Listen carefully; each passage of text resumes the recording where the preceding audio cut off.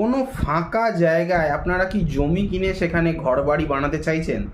যে একটা এমন জায়গা হবে, পিস, মানে একদম শান্তিপূর্ণভাবে থাকবেন, কোনো ক্যাচেমেচি নেই, শহর থেকে দূরে একটা ফাঁকা শুনশান জায়গায় জমি কিনতে চাইছেন? যদি চান তাহলে এই ভিডিওটা আপনার জন্য। ভিডিওটা বিনা স্কিপ করে ধৈর্য সহকারে দেখবেন, তাহলেই ফুল ইনফরমেশনটা আপনারা পাবেন, নচেত কিন্তু নয়। তো চলুন শুরু করা যাক। প্রথমেই বলি, আপনারা দেখছেন পূর্ণ ব্রহ্মজ্ঞান, আমি চন্দন মুখার্জি আপনাদের সঙ্গে। ফাঁকা জায়গায় জমি কেনা ভালো। প্রথমে জমিটা অতি অবশ্যই দেখতে হবে চারদিক সমান আছে নাকি, যেগুলো দেখার বাস্তুবিদরা সেগুলো দেখবেন। কিন্তু প্রথমে জিনিসটা দেখার আছে, যেখানে আপনি জমি কিনতে চাইছেন তার আশেপাশে ফাঁকা, মানে ফাঁকা, ঘর বাড়ি নাই, আর সেটা কিন্তু কোনো চাষযোগ্য জমি নয়। এটাও আপনাকে বুঝতে হবে যে কোনো চাষযোগ্য জমি নয়, আপনি সেখানে ঘর বাড়ি কিনতে চাইছেন। এবার দেখা গেল আপনি যেই জমিটা কিনছেন বা কিনতে চাইছেন, সেই জমির খানিকটা পাশেই একটা শুনশান ঘর রয়েছে, বহু পুরনো। সে দোতলা হতে পারে, একতলা হতে পারে, চারতলা পাঁচতলাও হতে পারে। বহু ব্রিটিশ আমলের বাড়ি হতে পারে, বা 100-150 বছর পুরনো হতে পারে। মোটামুটি কেউ থাকে না, তাতে কেউ থাকে না। মাকড়সার ফাঁদ ঝুলছে, গাছপালা ঝুলছে, জঙ্গল হয়ে গেছে। যদি কেনেন জমিটা, পাশের জমিটা কিনতে মন চায়, প্রথমে জানবেন ওই যেই ঘরটি রয়েছে না, শুনশান ঘর, ওটাকে বলা হয় ডোম হাউস। মানে ডোমেদের হাউস নয়, ডোম হাউস।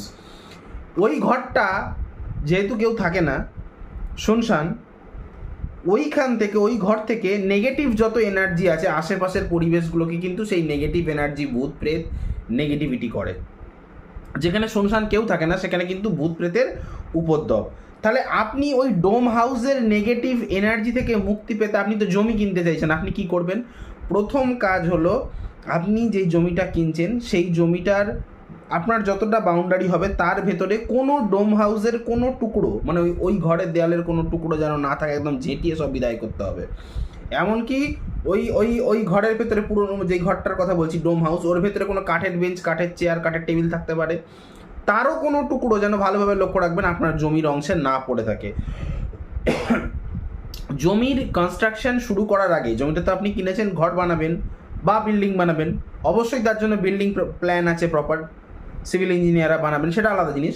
কিন্তু আপনি প্রথমে দেখবেন, আপনি শর্ত রাখবেন যে আপনার সিভিল ইঞ্জিনিয়ারকে বলবেন আপনি এমনভাবে প্ল্যান বানান যে আমার, মানে প্ল্যান বানানোর আগে একটা কথা বলি, যখন আপনি ওই যে ভূমি পুজো বলে না, ভূমি পূজন করবেন, আপনি জেনে রাখবেন আপনার ভূমি পূজন করতে হবে ঠিক একদম আপনার পারচেস করা জমির মাঝামাঝি জায়গায়।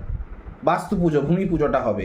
এবং ভূমি পুজো করার পর যখন আপনি সেটাকে কনস্ট্রাকশন করবেন, জেনে রাখবেন আপনার যে আপনি সিভিল ইঞ্জিনিয়ারকে বলবেন আপনার অতি অবশ্যই ঘরের মূল প্রবেশদ্বার, এন্ট্রি গেটটা হবে উত্তর পূর্ব দিকে, অর্থাৎ ঈশান কোণে।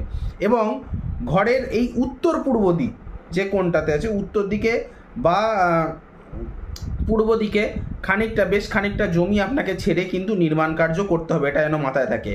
আপনি আপনার বাড়ির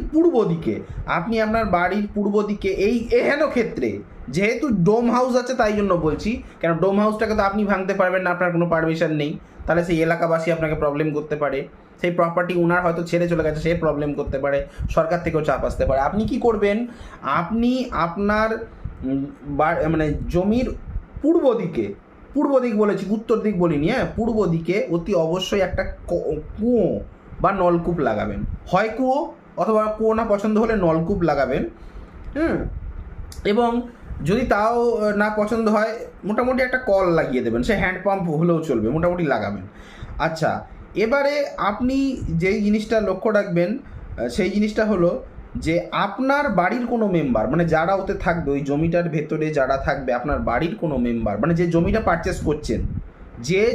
পারচেস করতে চলেছেন, সেই বাড়ির কোনো সদস্য যে কোনো প্রয়োজনে না তো ওই ডোম হাউসের ভিতরে ঢুকবে, না তো ওই মানে কি বলবো, মানে ওই ডোম হাউসের ভেতরে তো যাওয়াই যাবে না, কোনো মানে জ্বালানির কাঠ হোক বা যাই হোক ওখান থেকে কিছু আসা চলবে না।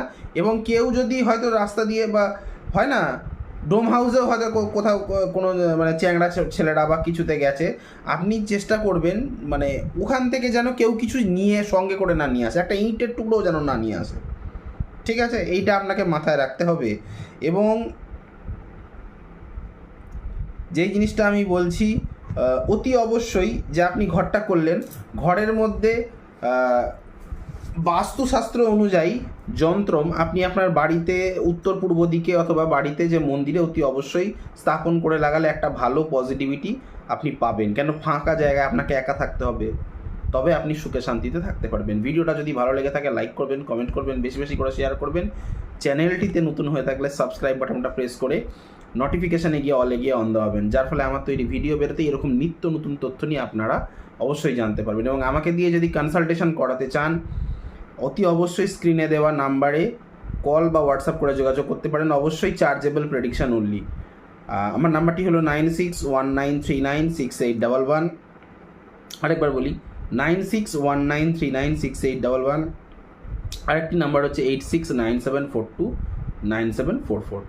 আজ এখানেই রাখলাম, দেখা হচ্ছে নেক্সট কোনো ভিডিওতে, নেক্সট কোনো টপিকে। তখন পর্যন্ত ভালো থাকুন, সুস্থ থাকুন, সুস্থ আপনার থাকতেই হবে। হরে কৃষ্ণ।